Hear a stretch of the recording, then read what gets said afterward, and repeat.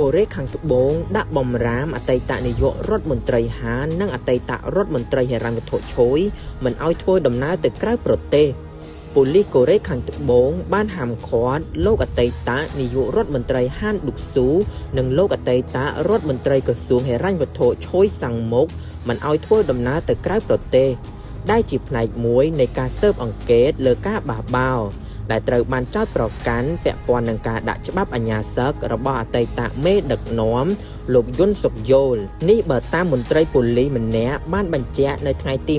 27ខែឧសភានេះទីភ្នាក់ងារព័ត៌មានយន្តហ័ព្ទបានរាយការណ៍ថាការហាមឃាត់ការធ្វើដំណើរត្រូវបានដាក់នៅពាក់កណ្ដាលខែឧសភា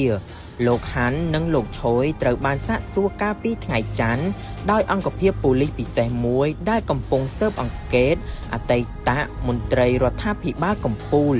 ជុំវិញការចោទប្រកាន់ពីបទបះបោរសេចក្តីប្រកាសច្បាប់អាជ្ញាសឹកថ្ងៃទី3ខែធ្នូដែលត្រូវបានលុបចោលប៉ុន្មានម៉ោងក្រោយមកដោយសភាបានរញច្រានកូរ៉េខាងត្បូងឲ្យធ្លាក់ក្នុងវិបត្តិរដ្ឋធម្មនុញ្ញដែលមិនធ្លាប់មានពីមុនមកដែលពាក់ព័ន្ធទាំងលោកហាននិងលោកឈុយដែលកាន់តំណែងជាប្រធានាធិបតីស្ដីទីគូបញ្ជាក់ដែរថាប្រជាជនកូរ៉េខាងត្បូងនឹងបោះឆ្នោតនៅថ្ងៃទី3ខែមិថុនាដើម្បីជ្រើសរើសមេដឹកនាំថ្មី